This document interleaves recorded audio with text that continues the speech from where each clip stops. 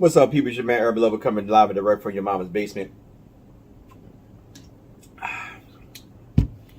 Hey, if you ain't watched the game, I recommend that you, I don't know. I mean, if you ain't got access to the, to be able to watch the games, I guess you have to go look at YouTube, whatever. Westbrook, oh my gosh, man, that dunk. Nah, it's all right. It's all good. I'm used to Westbrook doing something. I was happy that he got that dunk, and it actually motivated. It kind of inspired him. I mean, when you see him take that dunk, you see how happy and excited he was because the dude been struggling. I mean, big time. Because like I said, the way the offense has been run is not ran to benefit him. I'm just going, it is what it is. But we played the Utah Jazz. Utah Jazz, the number one offense in the league. The Lakers came out and they played pretty good defense. Pretty good freaking defense. We actually held Jordan Clarkson, who was like, what was it? The sixth man off the bench MVP last year. I think he leaving all players off the bench and scoring. Yeah, we held Jordan Clarkson to what? 6 points. And Jordan Clarkson, my man. And he was 2 for 13. I used to watch the Jazz, man, just to watch Jordan Clarkson. And I like the Spider, but Jordan Clarkson, my man. Mitchell, he came on, really ain't come on. Mitchell had a bad game too. They D'd him up as well. 37 minutes, 6 for 19, only 13 points. He was 0 for 8 behind the three-point arc, shooting way beyond the border. It just, I don't know. He just, Mike Conley, I think he had a solid game. But him and Gobert probably only two that really had a solid game because Ingles ain't really do nothing. The Ingles is pretty good off the bench, but Donovich ain't do nothing. We D'd them dudes up. I like this. Now, I was hoping that the Lakers will round instead of Travis Ariza. I was hoping they start Johnson because I think Johnson's more energetic than Ariza, and plus he can get around quicker. But they end the game with Johnson, so I'll talk about him later. The high hero because. Like I said before, everybody look at the points. I look at the other accolades that other people don't pay attention to. Well, I ain't say everybody, but a lot of people that don't pay attention to that stuff. But they D'd him up. Dwight actually was playing Gobert pretty good. They had Dwight in there first, and they finished the game. They had Travis Reeves in there a couple times, and they did with Johnson. Now with Johnson is junkyard Doug, man. Yeah, that guy's like a clone of Dennis Rodman and Ron Artest. I mean, just the way he played defense. The Lakers, before they actually would utilize Stanley, they would never really boxing out, and other teams would actually be able to get the rebounds.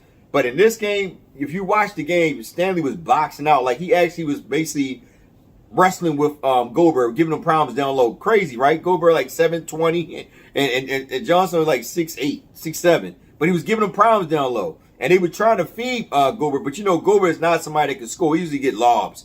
But they were trying to feed him, but they couldn't feed him because he's, like I said, he's not their number one scorer.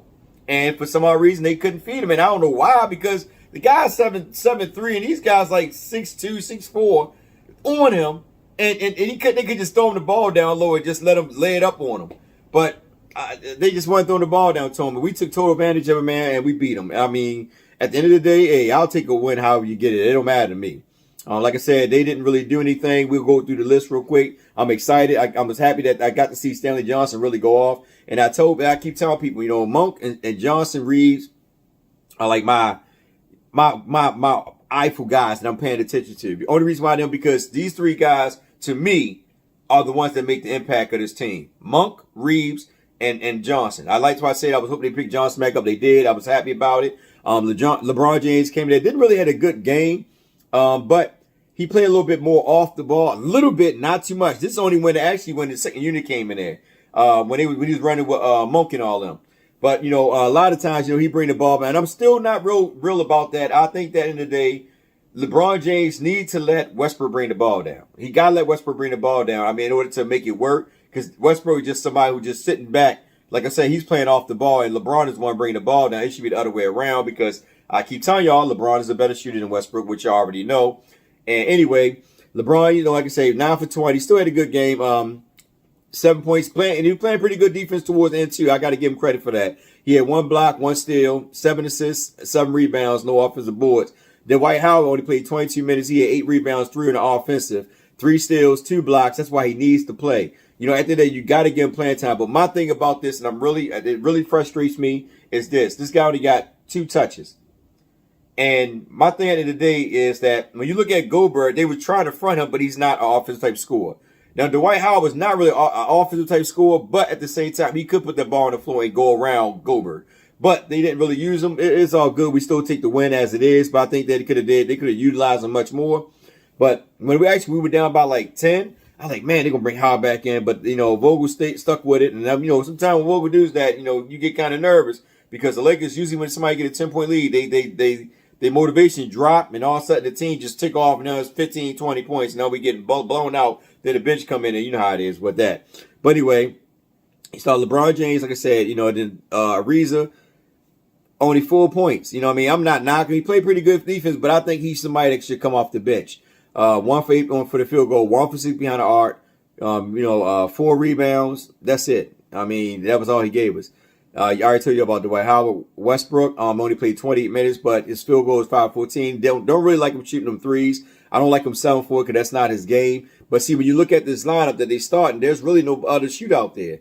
So that's the thing. Like, okay, you got Bradley Westbrook out there. You got to get one of them up in order to get some out there to shoot. Because in reality, you ran through Utah. Now, Utah's a pretty good defensive team and a pretty good scoring team. But the one thing about them is that they don't utilize Gobert like they do. Gobert mostly rebounds and lobs. It's not somebody who got low post moves. Now, if you run to a team like Jokic, this right here, this will kill us.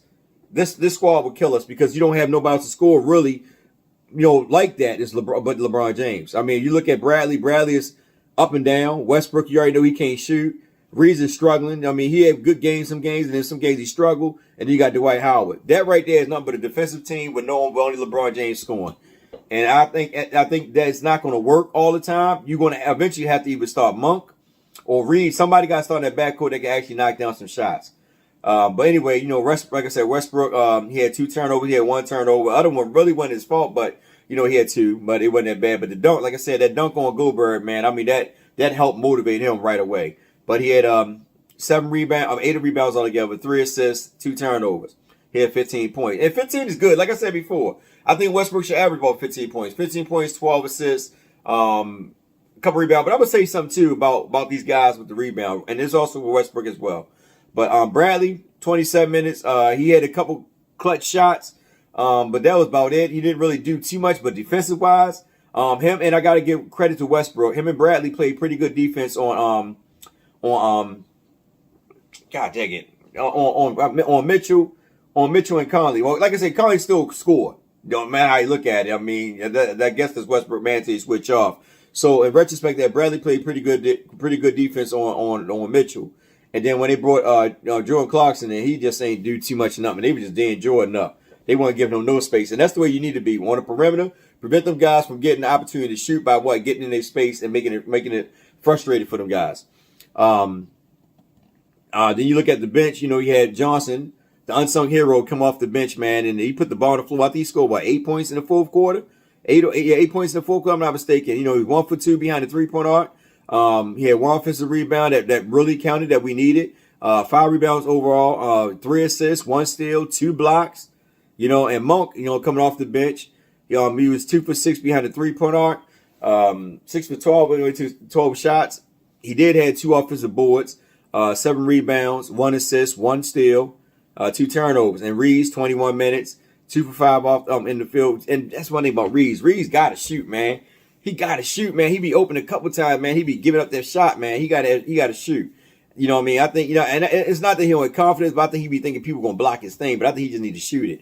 But anyway, still played pretty good. 2 offensive rebounds, 5 rebounds, 1 assist, and he played pretty good defense, man. He played physical defense, and he got some quick hands, man. Like when he stripped the ball from somebody, he was able to turn around real quick and pick that ball off the ground.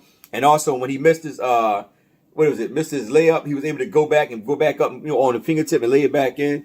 So I like Reeves because he's grimy and he's a grimy man. He's a grimy young dude, man, and he want to win. And I think Monk is to me is out of LeBron James. Did I say Monk? Because Westbrook turned the ball over a lot in that paint, and so did Horton Tucker. But I think Monk is a better ball person that can put that ball on the floor and create on his own. And I'm not saying Tucker cannot create on his own, but there's games where he just turned the ball over. But anyway, Tucker, 28 minutes, 4 for 7, hit that 3 in the corner. The corner, I think it was the perimeter off the top of the key. But not the top, but on the side part of the key. And then the 1 block. But they played pretty good defense, man. They played pretty good defense. And Johnson's the unsung hero. If you watch him, He had, he pretty much, when he was playing Gobert on the switch, he basically boxed him out to prevent him from actually getting the rebound. Even though Gobert could still jump over him, he was still pushing him back in order to in order for keep them for fronting Gobert the ball. On top of that, with his quick hands, knocking the ball loose, getting steals, putting the ball on the floor, actually scoring, making, getting offensive rebounds, doing the things that you would want somebody like a Draymond Green to do. This was what he was doing all night. And I said it over and I said it over again. He needs to start in front of Trevor Ariza. But man, look, kudos to the Lakers. We got the win. We 22-22. We above 500. Well, we on 500. We not above. Well, yeah, you 500. Now all we gotta do is just try to build for it, man. I don't want to say, okay, well, it was a good game, and then we go to the next game and get blown the freak out. You know what I mean? Like, we need consistency. And I think that once we get that consistency, it will be much better. But we still got to work on ball movement. LeBron James, Westbrook, they got to stop holding that ball for long periods of time. You move the ball around, man. Johnson was a prime example of when you move the ball around. I'm just keeping it real. That's why I be telling people, man, at the end of the day, move the ball around and you'll get easier shots. You don't have to force a lot of things. But the Lakers are their own worst enemy because they always like to freaking play ISO. They don't really move the ball around. And they don't really look. Like, I know a lot of people say LeBron's a good passer, Westbrook a good passer, but deep down inside, they're not. They're okay passers. They're not elite type passers like a Magic Johnson, John Stockton. You know what I'm saying? Like, these guys will actually find the man. Like, for instance, like I said, there was a play where Dwight Howard was deep and they didn't front him the ball. Same game like last game when they played against the Denver Nuggets. Dwight deep with a mix match. They overlooked them.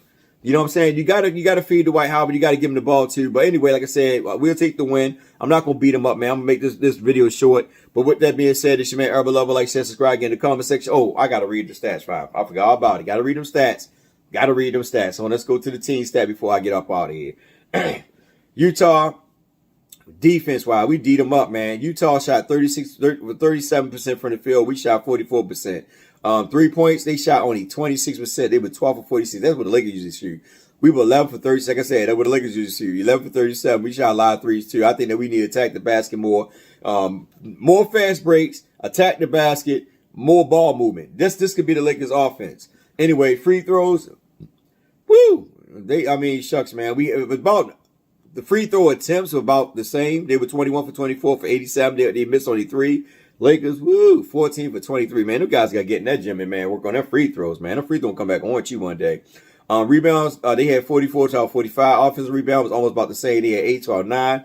Defensive rebounds were the same, 36 apiece. Assists, they had 21 to 15. Like I said, ball movement. You got to move it, but you're not moving the ball when LeBron and Westbrook has the ball 90% of the time and they let the clock run down. You know what I mean?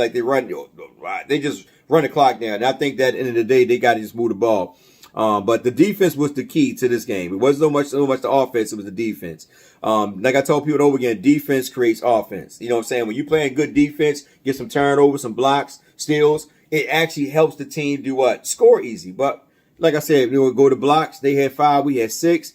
Total turnovers, they had 15 to our 13. We both of us scored 13 off the turnovers. Fast break point. Look what I tell y'all guys. Fast break points. Utah only had 8. The Lakers had 19. That's what I'm telling you. When they running, that's when they're playing at their best, man. When they running the ball. You know, when you fast break, it's like I keep telling you, it's like a no-look huddle in football. Because you don't give defense the chance to set up. And you got to run, especially when you got somebody like Gobert. If you run and Gobert's trailing, that means it's easy for you to make a layup, a dunk, whatever it may be. But when you set up a half-court set and you let Gobert get in his position, that's when he become, he's the paint stopper. Ain't nothing you can really do. You probably get a couple highlights on it if you dunk on him, but he's going to stop the paint. But if you run it, they don't get a chance to get back in time.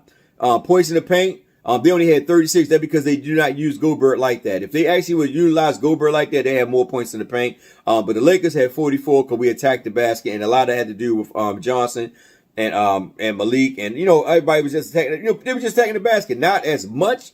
You want more from it because they shoot more threes than they go in the paint, and I think the Lakers need to go in the paint more to draw fouls.